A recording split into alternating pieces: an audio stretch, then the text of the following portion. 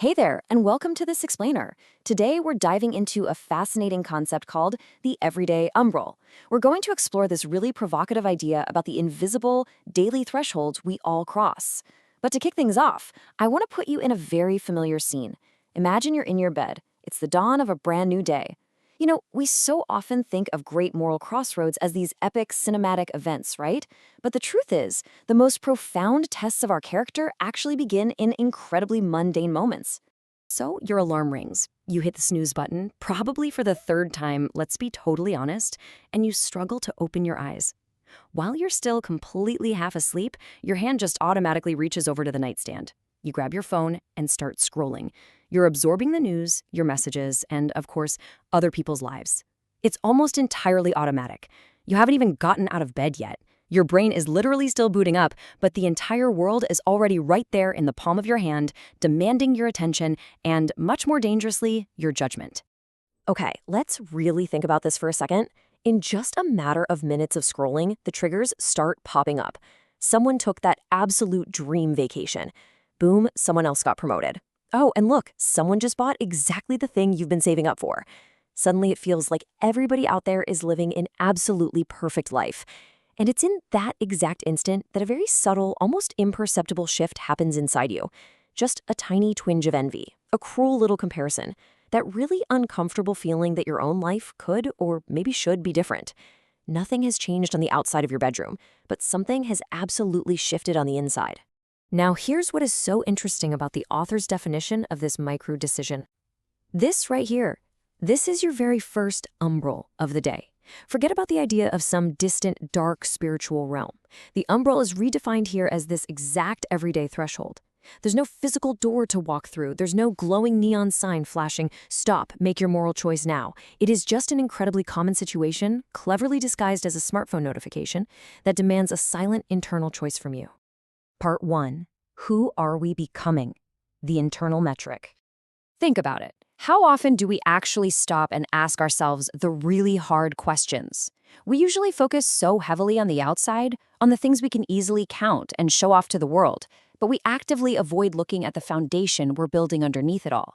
We have what society has trained us to measure: how much money we make, our job title, how many followers we have, how much we weigh. It's super easy to measure all of that. But on the flip side, we have an uncomfortable question that we almost never ask ourselves. What kind of person am I actually building inside? It is just so much easier to focus on what we own and display than to face the quiet reality of who we truly are when the door finally closes.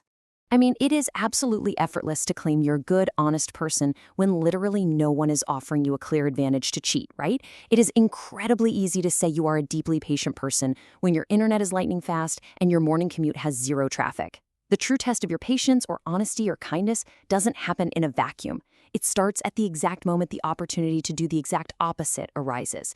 That is when the umbral appears right in front of you. Part 2. The door and the choice. Facing the umbral. So let's see how this actually plays out in the heat of the moment. Imagine this umbral as a metaphorical doorway that just pops up in front of you dozens of times a day. You are standing right there, caught in a massive internal tug-of-war. On one hand, you've got your clear conscience. You know what you should do. You know you shouldn't send that snappy text, and you definitely shouldn't make that late-night impulse purchase.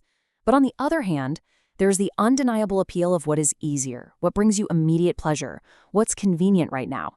Snapping back in anger gives you that instant satisfaction. Stretching the truth avoids an awkward conflict. It is a daily, relentless battle between your core values and your basic instincts for comfort.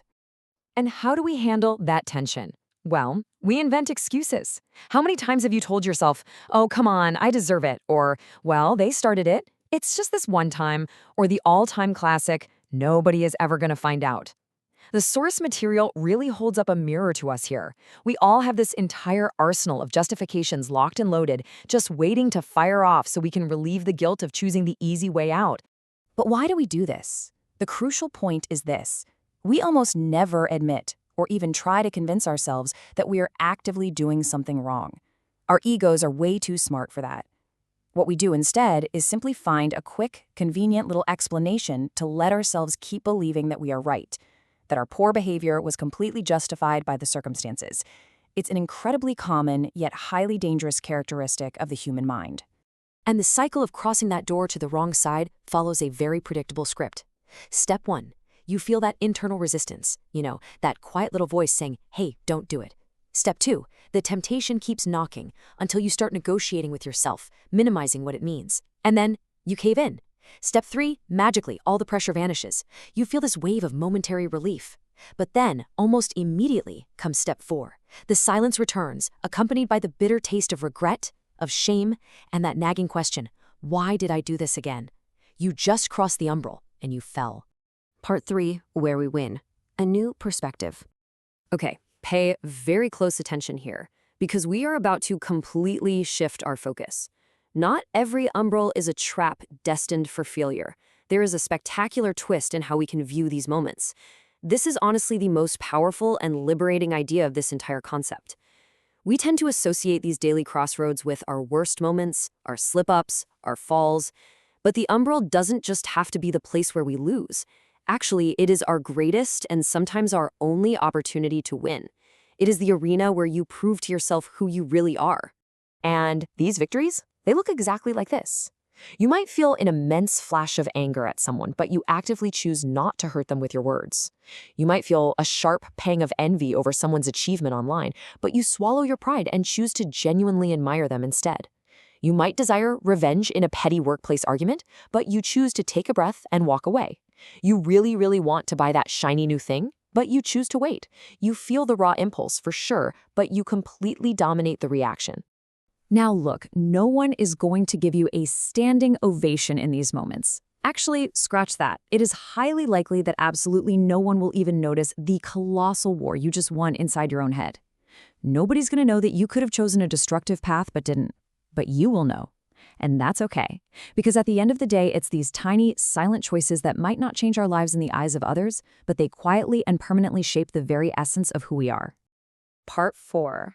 The true mystery. Reflecting on today.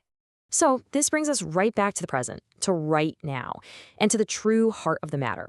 I want you to really reflect on your day today, from the second you woke up until right this very moment. How many decisions did you make today purely on autopilot, or maybe guided by fear, anger, or just the need for approval? How many times today did you stand in front of your own umbral without even realizing it?